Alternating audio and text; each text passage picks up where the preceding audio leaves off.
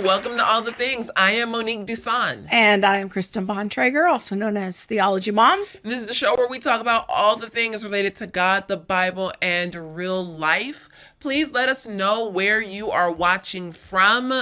Type that in the chat. We do respond, except for tonight. We are taped, but we will have moderators there helping you out. That's right. All right, and helping us out on the show tonight, every night, every day, all the days, the one and only Bob Bontrager. Woohoo! Wearing his Burnside Lake hat. It's my favorite one, I think. All right, and if you know where Burnside Lake is, it could be a little trivia question. If you know, you know. I don't. Just saying. Just saying. Tonight's show is brought to you by the Center for Biblical Unity, Impact 360, Family 210 Clothing, and the Theology Mom podcast. I picked a shirt tonight that I thought would be keeping in the theme of the show. Awesome. Truth has no color. Truth has no color design, available through Family 210, and kind of fits with our theme tonight. Make sure to support the show. You can buy some merch. You can share the show, like the show, comment on the show. All of those things when you're interacting with the content helps to push it out so that other people are alerted to the content, because social media does enjoy hiding our content. I went to the post office today and look at what was in the mail for me. Maybe I'll go this way. There we go. I am a shenaniganator. Shenanigator, yeah. Noun. Yeah, a person who instigates shenanigans. That sounds about right. No, actually, I learned every shenanigan from you. But That's not true. I love it. So I don't have thank shenanigans. you to Miss Janelle for sending me a shirt that I will wear. I wonder if she made that. She's very creative. She didn't. She made me a little minifigure, a Lego minifigure of Johnny Cash. Oh, yeah, no. This she told me she saw it and she couldn't resist. Oh, okay. People do like to send you shirts. I love shirts. You can always send me a shirt, but it has to be like something pithy or, a little snarky, a little something. Don't just send me a shirt that says hi, howdy, be kind. No. Yeah, don't send her the be kind shirt with a rainbow on it. Yeah, don't do that. I have a whole rant on be kind. No, as Christians, we will be holy. Kindness is a fruit of the Spirit, but the way they're trying to use it, see, I'm already ready to go down my little rabbit hole. Okay, now go ahead. I was going to say, how are you doing? Yes, how am I doing? How are you doing? I didn't even ask. I know. Sorry. I'm here too. All right, well, we finished the book. We did. We're still alive. We're still friends. Yes, we are. Yes. If we can get through 2018 and 2019 with those hellish shenanigans, we can all the fights about critical race theory. Yeah. All the fights about critical race theory and whiteness and you calling me a racist every other day. There's that. We can get through anything. A book will not get us off our game. Although the book did produce its fair number of fights. Like we had a fight the other day about a chapter in the book. But actually, good things came of that. Great things came out of it. And we were able to turn that into more information to put into the book. One of the things that I thought about after our not so mild disagreement, the girl who lives under me was like, I think I heard you guys fight. Did you guys fight? I just prayed. She said, you guys sounded so intense. I was like, yeah, we were. But I thank her for her prayers. Is that, every hard conversation, contrary to what is going around, on social media and in some churches and everywhere, you can have a hard conversation with someone who doesn't bear your same skin color and still be friends. You can have a hard conversation with someone who doesn't bear your same skin color and still be united, still love each other. Know that a hard conversation was a hard conversation, and that's literally all that it was. You know, and in the end, it had good fruit. It did. We were able to improve the chapter, and I think good things happened. Yeah, so. We both learned something about each other, and you know, I think that's it. But that's a journey, and that's a walk all by itself. Like, how am I learning something? Am I listening? Not all the time do I like to listen. Sometimes I just like to be heard and be right. Don't we all? Yes, you do. I will affirm that. No. See, we about to have a fight right now. Let me shut my mouth. Okay, go ahead. Oh no! So the book is off to the publisher, and we're gonna. I think now we have to live through the legal edits. The legal people read the book. Yeah, there's that. Hopefully, we survive. Oh, we will. You guys, last week on our show, we mentioned that we wanted to have a conversation on affirmative action. The entire SCOTUS ruling happened last week. What does that mean for America? What does it mean for Harvard? What does it mean for, you know, Black people? There's a lot of questions. And if I don't know if your feeds are like mine, but my feed is completely filled with just all of this Black rage. That's you're never gonna make progress. I'm never gonna have progress. I'm always gonna be held. This is just another example of the disparity. Yeah, so the system's against you. And the system ain't against me. The devil is a whole lie.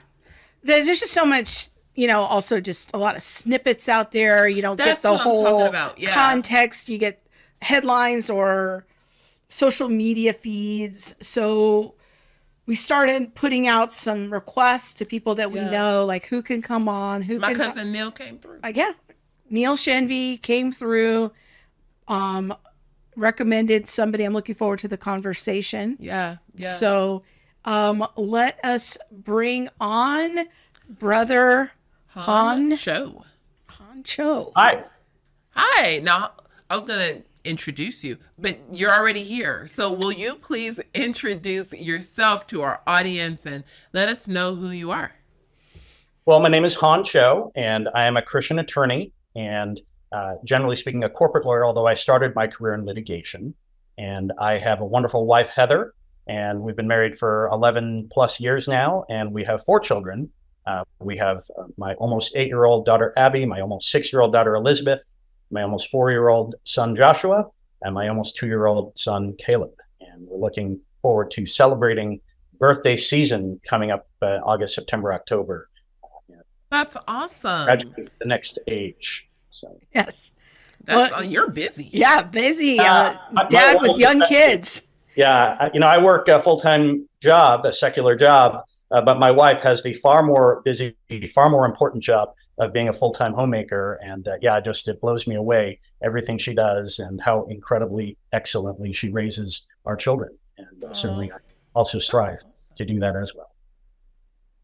Oh, that's wonderful. And you said you're a Christian attorney. So we read a little article that our friend Neil, it was far from little, reposted over at Shenvy Apologetics. So we want to let people know if they want to catch that article, we'll put it in the show notes for everyone.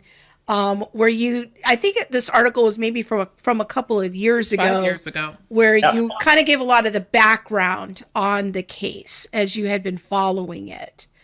So maybe you can talk to us a little bit about what caused you to become interested in this case that eventually made its way all the way to the Supreme Court.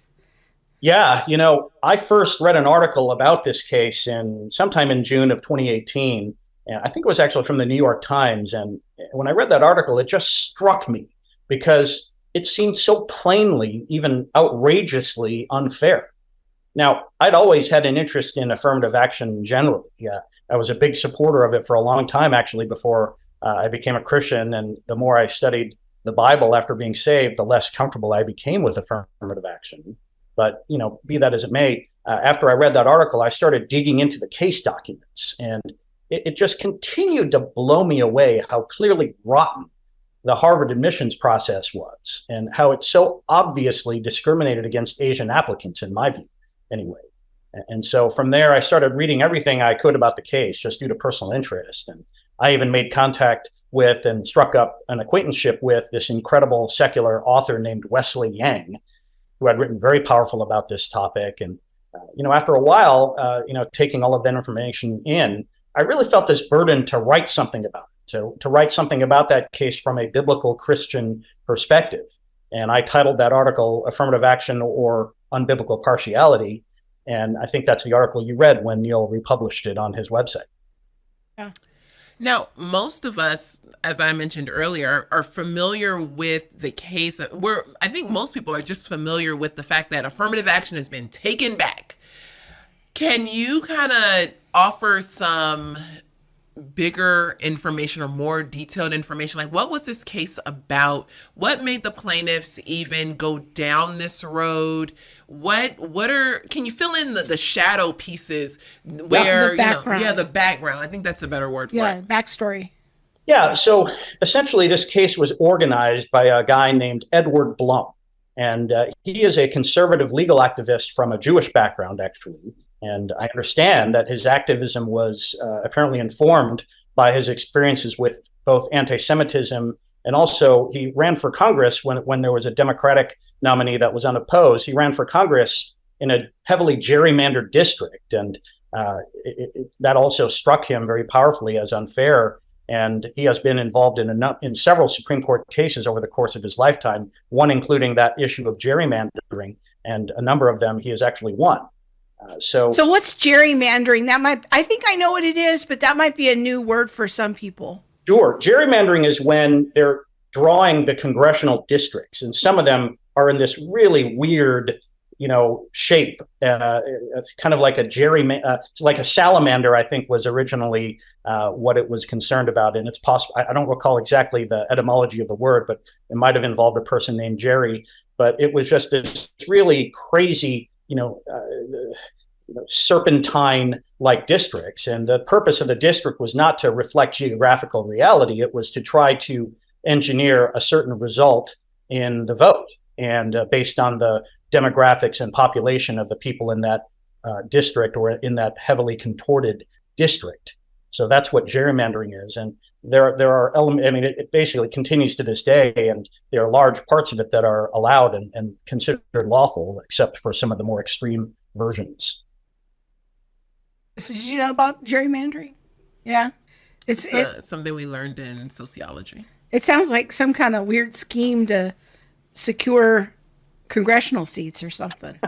Well, that's why there are very few actually competitive congressional elections in every 2 years. Very few of them are actually competitive. And that's one of the reasons is the design of your voting district in this fashion.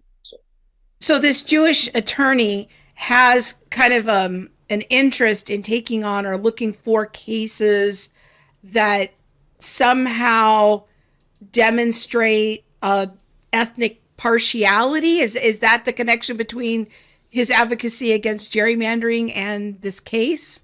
Yeah, again, he has pursued a number of cases along that line, relating to ethnic partiality or just fairness in the way that he is perceiving them. And it's interesting because this man, Edward Blum, he and his supposed motives have been pretty savagely demonized by a lot of the left. I honestly don't know a ton about him, but I will say that in America, citizens are allowed to pursue justice in court, and their own personal beliefs and even ideology may indeed inform their actions. So the reality here is that Edward Blum and his organization and its Asian members, also known as Students for Fair Admissions, they properly brought a lawsuit.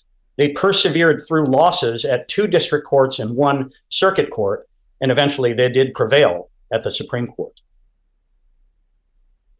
So tell us a little bit about, what the case was, and what prompted the case and where they felt like the injustice was happening. Yeah, what was Blum seeing? Yeah, well, what may have prompted them and why they thought discrimination was in play even in these admissions processes, really, I'll tell you from personal experience, I know that it has been conventional wisdom in the Asian community since even I applied for college in the late 80s, that being Asian was not a benefit to your chances of being accepted to any university.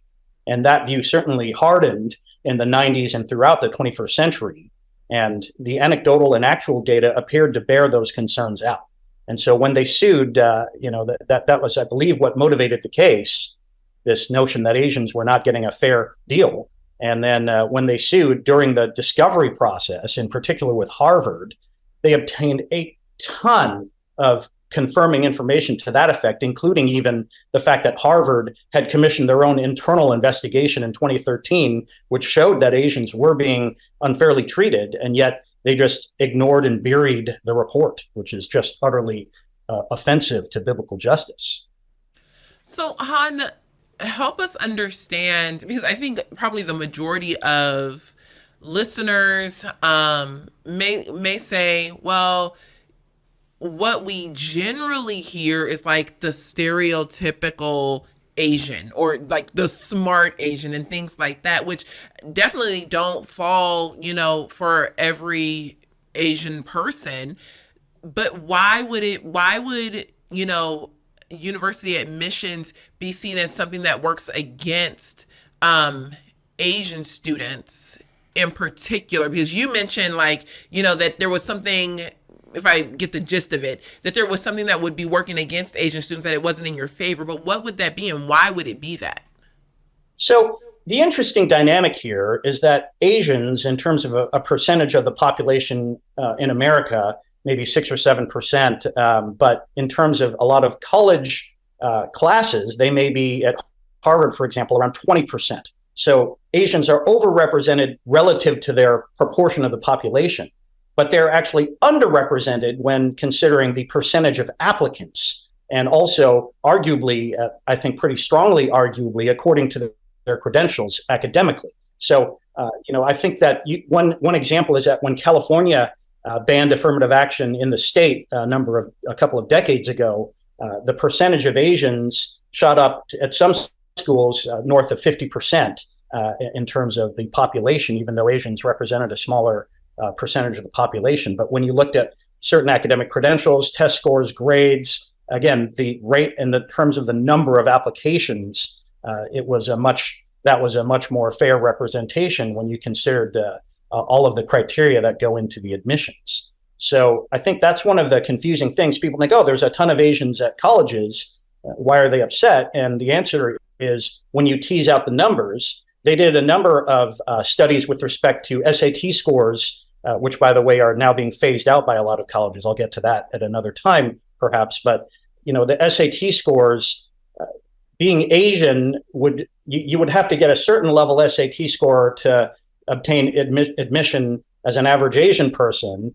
And that would be a number that was like 30 or 40 points higher than the average white applicant, and then a little bit less than 200 points higher than the average Latino applicant, and over 200 points higher than the average Black applicant. So when you compare the numbers of situations like that, and even if you grant that it's not all about your SAT scores, that type of data that has been available for some time in various contexts really gave a clear indication that, hey, there are some unequal weights and measures being applied here, to use a biblical term from the Proverbs.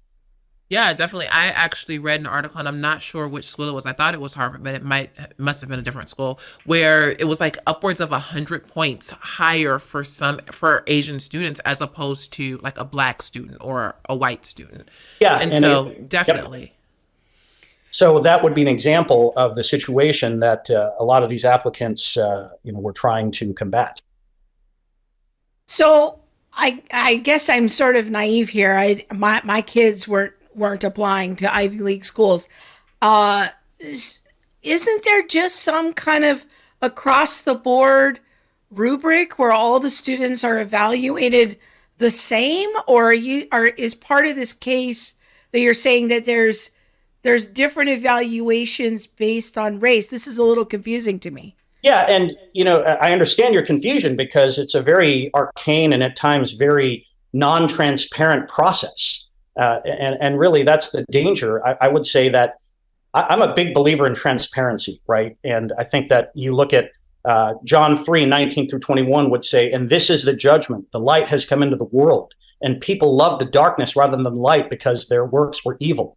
For everyone who does wicked things hates the light and does not come to the light, lest his works should be exposed. but whoever does what is true comes to the light, so that it may be clearly seen that his works have been carried out in God. And one of the factors is that Harvard fought tooth and nail to fight discovery. It's like, oh, this is our trade secret. This is our secret sauce, how we admit people. And ultimately, they were able to keep some of their processes still secret, but a lot of it did come to light through discovery.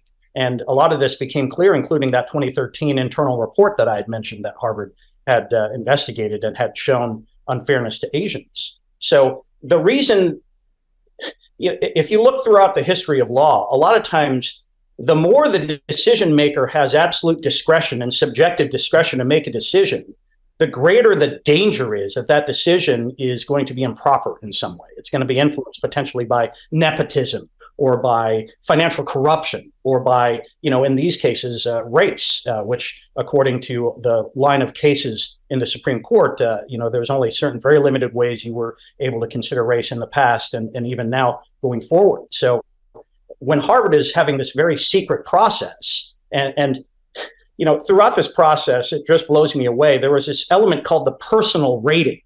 And on that element, Asian applicants were like way lower rated than any white, Latino, or Black applicant on the personal rating. And these are ratings that would attempt to assess matters of character, matters of, is this person an effective leader? Is this person, just like an attractional person to be around others? And even though the vast majority of cases, the admissions officer had never even met the vast majority of the applicants, the Asian personal ratings were like way lower, just on very often arbitrary seeming criteria. So whenever you add that subjective element, they did the same thing Harvard did, by the way, in the 20s and 30s and beyond, really, with Jewish applicants. And there was at the time, there was this notion of the Jewish quota where you could never have more than a certain percent of Jewish students at Harvard. And a lot of times it was, again, this type of notion of character, supposed character, where a lot of these Jewish applicants were discriminated against. And again, it's this subjective assessment that can often be a cloak for improper forms of judgment. It seems like Harvard might need to have some conversations on race, justice, and unity. Because, Harvard representatives... Call us. Yeah. We'll help you. Yeah. Because it doesn't seem, equitable. Yeah. Yeah, it's really, it does grieve me, honestly. Yeah. Yeah, it attests to the issue of sin in our world. When we participate according to standards that are not God's righteous judgment or justice standards, this is where we end up, in a bunch of partiality. So it sounds like there were some objective criteria for admissions, but then there was this whole kind of subjective personal character pool of criteria, and Asians were consistently, when they did the audits, were rating lower. And so is that kind of what led to the lawsuit of, and I'm wondering if this is just kind of kitchen conversation in Asian culture of like, well, we all kind of know that there's discrimination of Asians in college applications, but we can't prove it. And so this was the opportunity to prove it. Exactly. And I think it grieves me also because, there's almost like a cottage industry right now among a lot of admissions counselors and private admissions counselors too, who they try to say to a lot of Asians, like, look, you need to de-emphasize your Asianness and you need to try to distinguish yourself as not like all those other Asians in order to increase your chances of, getting admitted to a number of these colleges. And to me, that's just really, a grievous impartiality. And look, James 2:9 would tell us, but if you show partiality, you are committing sin and are convicted by the law as transgressors. So, as Monique said, this is clearly sinful behavior when you're showing partiality in judgment like this. So the case starts making its way through the courts. I guess what I'm wondering then is, do you have any thoughts about why the Supreme Court picked up this case? Because they don't hear every case. For sure. Yeah, you very know, fair number. why do you think that this case continued to move forward? Because you said they even lost a couple of Yeah. times. Well, it's in lower interesting courts. because in a way, the fact that Students for Fair Admissions lost at the district court and circuit court levels, there was some discussion around academia and some of the commentary that if Harvard had lost at either the district court level or the circuit court level, there was a chance that they might not even appeal to the Supreme Court, so that the Supreme Court wouldn't be able to use the case as a vehicle to make a nationwide ruling on the topic of affirmative action. That was all speculation, but that was part of the commentary at the time. But it so happens that the district court judge, both district court judges that heard the Harvard case and the UNC case, as well as the circuit court case that heard the Harvard case, they all ruled against Student for Fair Admissions. So Blum and SFFA appealed to the Supreme Court. And you're right. I mean, it's a very rare 1% or less number of cases that would get heard by the Supreme Court. But I do think that it is about time. It was about the right time because one of the cases that was cited had been decided about 20 years ago. It was a seminal case in Grutter versus Bollinger is the name of it. And that case basically said 20 years ago, well, hopefully all of these racial preferences shouldn't even be needed in 25 years. So it was a major case. I do think that just the Supreme Court, how they decide to take a case on will vary and who it really resonates with. But I do think that the facts of the case that came out during discovery really showed such a clear injustice against Asians that, for a number of reasons, it would be a pretty compelling case to take up. But that's, again, I haven't seen any overt Supreme Court justices sharing their reasoning as to why they took the case yet. That may come in the future. But so it's, again, just speculation. Interesting. What do you think the lasting impact of this ruling is going to be, especially like in the realm of education? Well, I think the Supreme Court has clearly laid down a standard now that, look, strict scrutiny, which is how the Supreme Court views racial preferences or racial discrimination of any time, strict scrutiny requires that, that this would be a very narrowly tailored solution. Anyone that there needs to be compelling government interest or compelling institutional interest, depending on the situation, to have these preferences, and then separately that those methods that they use to curtail or to address the racial issue has to be very narrowly tailored. That's the strict scrutiny standard. And the Supreme Court made it very clear that affirmative action doesn't get a pass from that. And ultimately, that's the standard, various types of standard that was used in the current case that they decided on. And, the reasoning was very powerful because the Supreme Court, the majority decision, the consensus opinion actually goes through the history of the various affirmative action cases in education, and even goes back further than that to Brown versus Board of Education, and not again before affirmative action, just desegregation and other cases even further back like Yicwo versus Hopkins and Plessy versus Ferguson as well cited. So there's really a strong jurisprudence that really is brought forth in this opinion that describes why the Supreme Court, the majority, came to the decision that it did. Well, yeah, tell us more about that. Like, what did they decide? And tell us about some of the case law background that they built upon in order for this case. Like, tell us, let's dig into some of those details a little bit. So the Supreme Court ultimately decided, after very quickly disposing of a procedural concern regarding the standing of the organization SFFA, they quickly disposed of that procedural argument that Harvard and UNC had made, and then moved on to basically decide that the Equal Protection Clause of the Constitution prevents this type of discrimination against Asians. And indeed, I think that they really did a very thorough analysis, in my opinion, and they talked about this notion of strict scrutiny that I had mentioned before.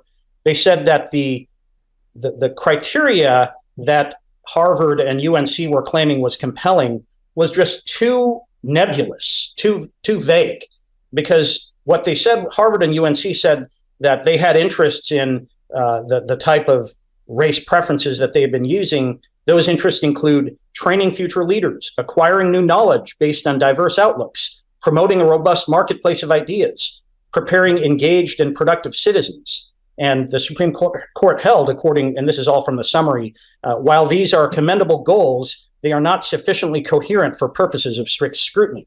And one reason for that, it wasn't measurable.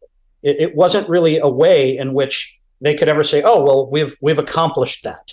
And so that was one of the criteria that the Supreme Court used in order to determine that. And there was also an importance that the Supreme Court highlighted, again, quoting from the summary. Second, respondents' admissions programs fail to articulate a meaningful connection between the means they employ and the goals they pursue. So, again, there is this notion that just because you're going to have X percent of each ethnicity, that doesn't necessarily mean that's going to achieve the goals that you're claiming to pursue. And again, the Supreme Court said all of these goals are good goals, but they are not compelling interests. That they don't rise to that level. And again, partly because it's a nebulous type of determination. Let me see if I'm following what you're saying there, that the Supreme Court wasn't against the idea of wanting good leadership or a diversity of opinions in the school and that sort of thing. They're just saying that has nothing to do with race. And when you're trying to create admissions based on percentages of racial groups, that doesn't get you to the goals that you're saying you want to achieve. There's a disconnect between those two projects. Am I on the right track there? That's right, that it doesn't articulate a meaningful connection. And this actually gets into another concern that the court had, which is to say that, by assuming these racial preferences that you're using will engender these results, you're engaging in a form of stereotyping, which is also forbidden under past court law. So that's another reason, you can't engage in stereotyping, full stop. You can't engage in using race as a negative. And that's where Asians were in terms of the discussion that the court gets into, is that clearly there was a negative factor being assessed against Asians. And, the court properly recognized that college admission, again, quoting from the summary, college admissions are zero sum, and a benefit provided to some applicants but not to others necessarily advantages the former at the expense of the latter. And that's a form of discrimination against Asians that was not permissible under law. In thinking about that, I guess it encourages me that in the age in which we live of so much, I would say, being shaped by the critical social theories, and we're almost recruiting now for racial preferences or preferences for certain minority groups, it heartens me a little bit to hear the Supreme Court says, these things, the outcomes have to be meaningfully connected to how we're recruiting. It's not just based on race. Exactly.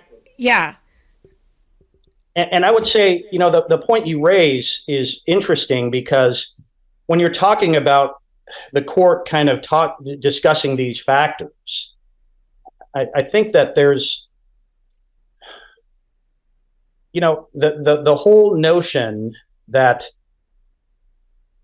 just because you're Asian, you must be this stereotypically great student and no other kind of factors. That didn't even hold true, like I said, with respect to the analysis of the applicant pool. The Asians ranked highest not just in academics as an ethnic group, but they also ranked highest in extracurricular activities. And there were a number of other situations. Whenever you had an Asian in front of an actual interviewer, alumni interviewer, they tended to score right at the top of those factors. And when given rankings by the alumni interviewers who had met the candidates, they had gotten these really high marks compared to the admissions administrators who gave them low marks despite never having met them. So I don't know if that answers your question. But yeah, no, that's interesting. It's time to prepare. Let's get ready for the journey ahead. Life doesn't give us a redo. We don't get to run it back. Along the way, we will face obstacles and challenges, but we are carrying light into the dark places. Our paths and our destinations are different, but our beginning is the same. We must prepare. This is why Impact 360 Institute exists. Get ready to grow, to stand firm, to be who God created you to be, to lead with courage, truth, and love. This experience will transform your life. Be challenged to grow your faith. Learn how to think, not what to think. Build community with those seeking to live like Jesus. Establish spiritual rhythms, discover how to be and make disciples. And put your faith into action.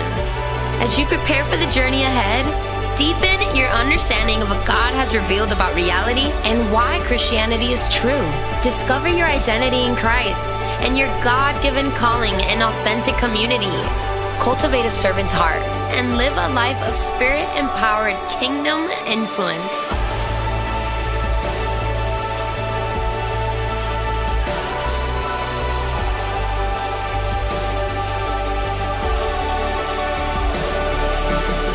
I have more questions, but go ahead.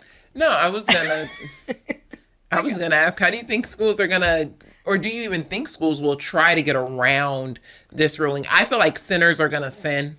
And so wherever there might be a loophole, a small little, gaping, not gaping hole, but like a small little hole where somebody can, wiggle their way through, I feel like people would try. Do you think that this ruling is tight enough where it's unable to be altered, or for people to, kind of jimmy rig their way around? So they are clearly going to try to get around the ruling, in my opinion. And you're already seeing it happen in the lead up to this opinion over the last few years. And initially it was kind of COVID was used as the excuse, but more and more universities are eliminating or making optional the use of things like the SAT. And the SAT is a lot of these standardized tests. And I also think of the SAT. I don't know exactly what that stands for, but that's a test in New York City that they use to get for admission into the magnet schools of New York. And tests like these have historically, and it's even internationally across different countries, these types of tests have been a way for especially the underprivileged or less privileged, the poorer members of society, to have a leg up in a way that they can kind of be upwardly mobile. And yet by eliminating the more objective, I would say more objective criteria, although some would disagree with that, but by eliminating things like test scores, what they're doing is they're increasing the subjectivity, which we had talked about earlier, right? That the administrators can kind of make their own subjective decision within this kind of unknown mystery stew of factors. And the concern— The mystery stew, I like that. And the concern is that one example is that the Supreme Court talked about we're not saying that a person can't mention his or her ethnicity or race in their college application essay, for example. And we're not saying that that's not going to be formative upon a person. And one of the concerns is that people are going to use these subjective criteria and even the mentioning or playing up of certain issues relating to ethnicity in their essay to such an extent that it's going to kind of result in a similar end result or end percentages, even if the way that they take to get there is arguably different. But I was encouraged by, this is a quote from the main decision, but despite the dissent's assertion to the contrary, universities may not simply establish through application essays or other means the regime we hold unlawful today. And that is a pretty clear signal that the court's not going to look favorably upon kind of a sneaky end run to try to get to the same result using a different method. Now, with that said, unfortunately, it takes years for these cases to make their way through the system. There's always some level of gray, especially the more subjective you make your decision criteria. And so my concern is that this is going to kind of end up in the courts again, because there is a determination. And, actually, this goes back to another comment, like the liberal establishment, the leftist establishment, has this mantra about the critical importance of affirmative action, even though, quite frankly, there are numerous other ways to get to an ethnically diverse population, not just favoring their race. But I'll get to that in a moment, perhaps. But even though that's such a mantra of most of the liberal and left establishment, if you take surveys of the general population of the US, I believe I've seen a number of surveys and polls that have seen a majority of people approving of the Supreme Court's decision to eliminate affirmative action in higher education. And actually, I think that's also, I want to highlight a disconnect between a lot of the Asian academics and interest organizations leadership, which holds typically to that liberal or leftist kind of mentality, and the general membership or the general population of Asians. And, there is a disconnect there, I would say, between, because Asians are increasingly, as a population in the US, opposed to these types of racial preferences in education. And yet there seems to be, I think it was over 90% of the briefs from Asian organizations were written in favor and in support of Harvard. So there's a clear disconnect there between the leadership of some of these organizations and the actual population. And one site that a lot of the Asian leaders of these organizations like to say is they say, Asians as a group, they support affirmative action.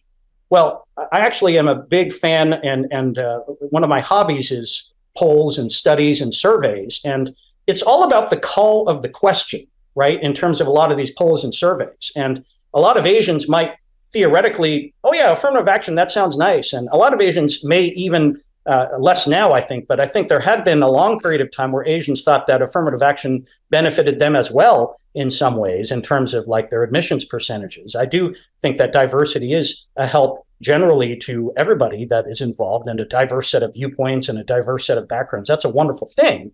But when you look at these surveys aren't going to plainly say things like, do you support an admissions scheme where Asians have to score, 100, 200 points higher than people of other ethnicities in order to be admitted? And I think if you gave that survey to the Asian population, you get an extremely different survey result.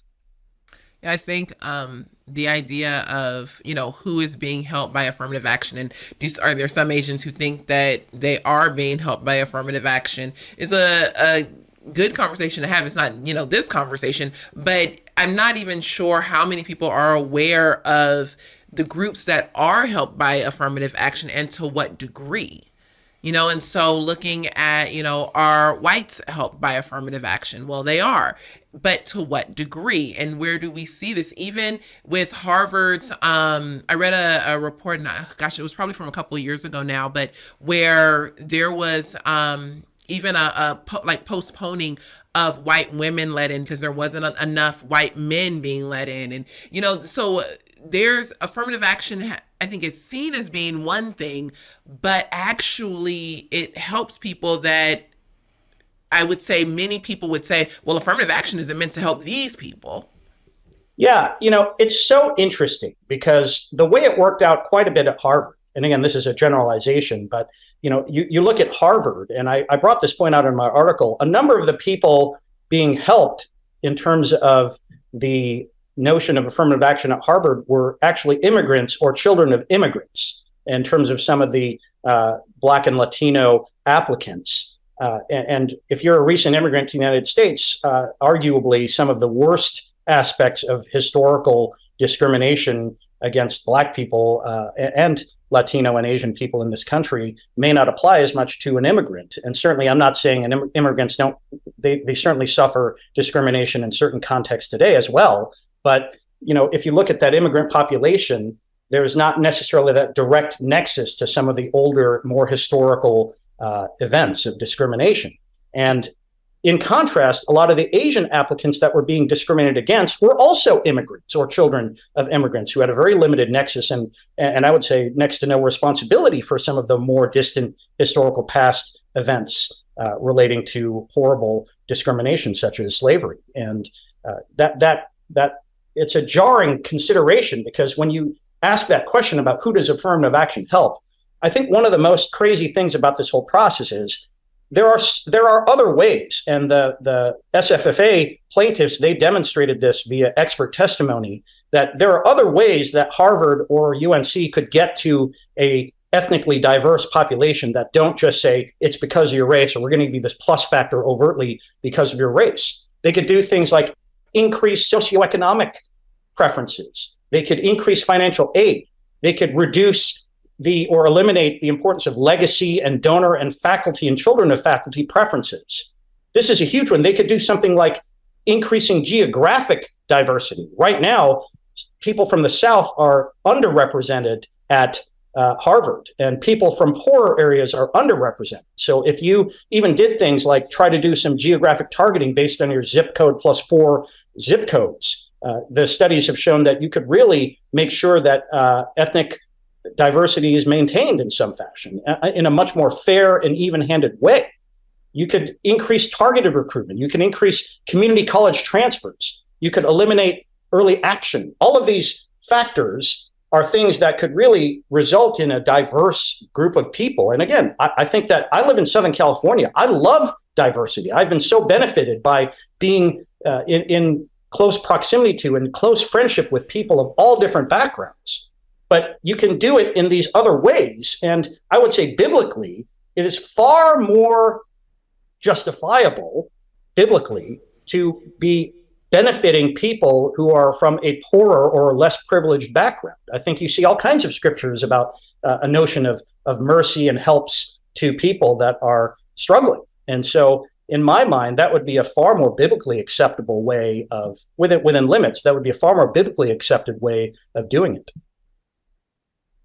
I guess a couple things. One is I have concerns about the long-term impact of some of what could be the outcome of this decision, in the sense that if colleges do away with SATs and they do away with more, because we've done some conversations of some school districts now trying to get even rid of grading systems, getting rid of GPAs in the name of education equity. If those things go away, I'm left wondering, what will a college education actually end up being? Exactly. Because if we're eliminating, I mean, call me old-fashioned, but the idea of an education was the best and the brightest, that not everybody goes to college, and that there were objective standards of what was required to get in. Well, if we start eliminating those to kind of be able to still stay in the land of all the subjective stew of how we're letting people into college, then I don't really know what college becomes anymore. I don't know. That's a little concerning to me. It's extremely concerning, and you see it in a lot of the direction of higher education, unfortunately. You see it. There are still efforts in New York to eliminate or really radically revamp the application process to the New York magnet schools. I actually haven't kept us current on that. Maybe they've already changed it again. I know that Lowell High School in San Francisco had been, again, a very elite kind of high school, but I know that the San Francisco School Board really totally threw out their admissions process. And, when you have this level of subjectivity, it really does beg the question as to who's getting admitted and why, and what kind of education are they receiving. And I think that I go back to the concept of transparency, right? And so many times, if you have criteria that are plainly laid out, I think that is an increase in fairness. I think it's really beneficial to the process. But the problem is, I think a lot of these college administrators know that if they publish their criteria and lay out the kind of process, that the people that are most motivated to get in are going to be looking for that, and they're going to be trying to do good, to do well in those areas. And I really, it just grieves me, because again, I think that the answer is going to be increasing subjectivity, increasing secrecy, and increasing discretion of the ultimate authorities in the admissions process, these admissions administrators. I think what we're talking about, like just this little segment here in like grading and only the top get into college and things like that, which is an older way of thinking about things, goes down a lot to the conversation of meritocracy being white, and this idea of equity in exchange for meritocracy. And Well, since I'm the white person in the room, I guess it fits that I'm talking about the meritocracy. Well, I didn't want to be the one to just bluntly say it, but I confused. mean, since you putting it out here, As you said, in these streets, you are the one. No, but I mean, what a standard that goes against our biblical precedent and our biblical principles. You know what I mean? And so, yeah, and not. Yeah, I'll leave it there. Well, Go ahead. because what I'm seeing in my feeds, I'm seeing kind of two things. I'm seeing some people that are minorities that are like, finally, get rid of the affirmative action. I can make my own way. I want to earn my way in. I want to be respected. But that might not actually end up happening if the schools just sort of shift to more subjective recruiting practices. And, you know, and the other extreme I'm seeing is, I'm a minority and I'm never going to be able to get a job because of the Supreme Court and what happened last week. Those are the two kind of extremes. If we look at studies that have been done around affirmative action and around minorities, especially blacks in regards to affirmative action, one of the things that comes out is that oftentimes when minorities are put in places of like higher education and they're put there by affirmative action, if they don't have the qualified skills and level of education to be able to stay there, they end up dropping out. It's much better to have someone go via the route of meritocracy where they get into the school that fits their learning style, that fits their education needs, that fits that. It's better for me to go to a community college and then transfer over to Cal State Northridge than it would be for me to go directly to Harvard because I'm black and my, admissions essay all said, well, hi, my name is Monique. I'm Black Dusan. I was born in February and I'm black. You know what I mean? Like basing everything on my skin color doesn't help when I have to sit down and really write a 5,000 word essay. But if I start out at the place that is best for me, which may be no shame. I started out at a community college before I went to Biola. Yeah. So, having that community college background teaches you some fundamental things that you need to be able to go into English 101 or, you know what I mean? Yeah.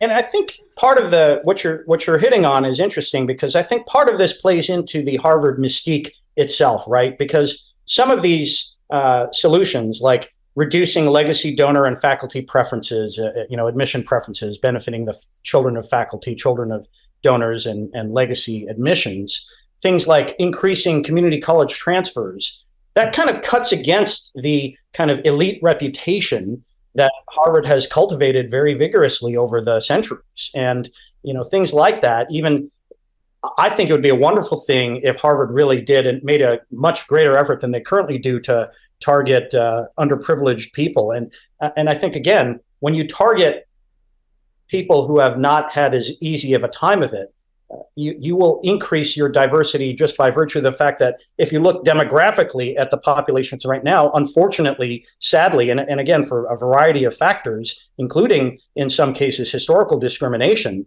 there is a larger percentage of the underprivileged and the poor in our country who happen to be Black or Latino or Asian in certain cases.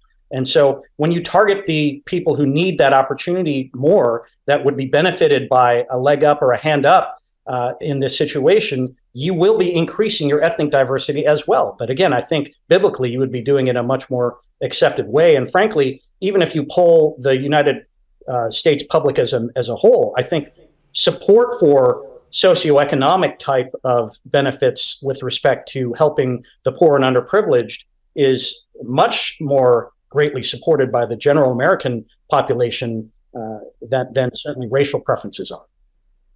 Yeah, that makes a lot of sense. So, in your opinion, after reading the Supreme Court decision, has affirmative action ended? Or is it just in education? Well, this was a decision targeted toward college admissions. I think they even made an exception in this case for some of the U.S. military academies. But I do think that the principles underlying this decision will hold true in other cases that may come before the court. Now, it's interesting, the notion of legacy donor faculty admissions is now coming under fire by the Biden administration on the heels of this Students for Fair Admissions case in the Supreme Court. And they're now claiming that legacy donor faculty preferences are also discriminatory. And so I think they're trying to bring that case forward. And frankly, I would say more power to you. I don't have any, I don't have any love for that type of preference. And there's quite a bit of the percentage of the overall student body that's set aside for these categories. And if you eliminated that, I think it is true that you would see quite a bit more general diversity than the kind of elite upper crust applicants that are in those categories. Interesting. Do you have any other questions? Yeah. Okay, go ahead. Why do you think Christians should care about this case and the conversation around affirmative action overall? Well, I think there's a really interesting conversation happening in various sectors of the Christian world, I would say, and that is, what is a Christian's role in the public or public policy or activism or even advocating for justice, quote unquote. And I know that the two of you have done a lot of work on the social justice movement, so-called, within the Christian community. And I do think that it's important to recognize that, I had seen an Asian pastor that was lamenting the SFFA decision at the Supreme Court. And, in my mind, I'm like, boy, this is actually a affirmation of biblical justice. And, Leviticus 19:15 says, "You shall do no injustice in court. You shall not be partial to the poor or defer to the great, but in righteousness shall you judge your neighbor." And these are the principles that would, I think, lead to greater fairness and more biblical justice in this situation. And again, there are other ways aside from this kind of liberal Harvard admissions administrator method to reach a relatively diverse student body. And I'm not, again, as someone who has really loved the concept of diversity and diverse viewpoints and diverse backgrounds throughout his life, I think that some of those methods could be quite effective and quite positive, depending on how it's implemented. Unfortunately, it just seems like they're retrenching. They're just going to dig in and just really figure out how they can get around it is my initial impression. And that's so good. One of the things that immediately makes me think about is that injustice is injustice. And so when, and I'll just take my personal social media feed and things like that, when people are advocating and saying now Black people won't be able to X, won't be able to get in school, won't be able to get jobs, won't be able, like, whatever their belief is, that this ruling, how it will impact them, it's almost as if the conversation is like, well, we're not talking like Asian. We're not talking about Asians. So whatever happens to Asians that's what happens to Asians, but don't mess up what's good for me. Without understanding that injustice is injustice is injustice. And so we can't support injustice on any level.